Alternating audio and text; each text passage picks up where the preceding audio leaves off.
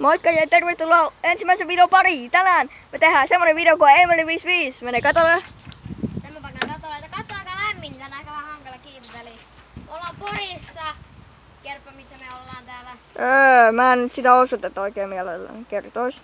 Mut anyway. Kiipeä siihen katolle. Noin. Auto on kuumaa. Ai vittu. Eikä siellä ole kuule mikään pakko roikkua. Sieltä kun tiput, niin on koivet poikki. Mä oon kerran täältä alas, eikä ollut mitään. Joo. Sä kameramies ei kiipeä. Ei kannata olla. Sitten katso, että näette kun minä tulen täältä alas. Niin joten kuten jos sä tulet enää okei. Odota. No niin nyt. Hoi, siitä on korkea. Mä tuun mieluummin täältä puolelta niin vielä mitään ei oo pystyitä. Holy shit! Aiks sä oikeesti hypät? Miten sydän voi jyskytä näin paljon tässä? Haluatko, että sä menet lääkäriin ja saat jalkas kipsiin, kun sä sieltä tulet? Kun mä oon tullut tänne, eikä tehnyt Niin, mitään. mutta silti siinä voi käydä. Ei se nyt sitä katsot, jos sä oot joskus tullut.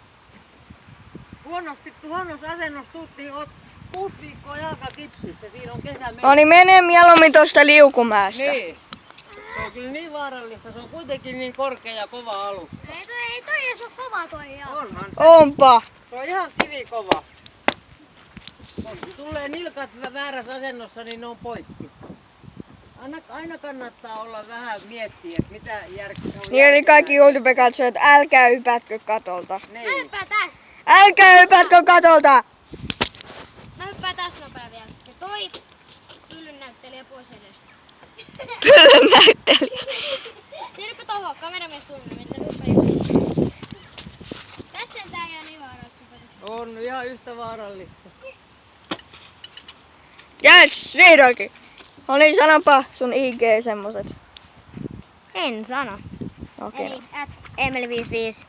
Ja mun on siis IG, Torokeli. Ne tulee tonne deskiin kuitenkin. Joo, varmaan niin ja sama moikka.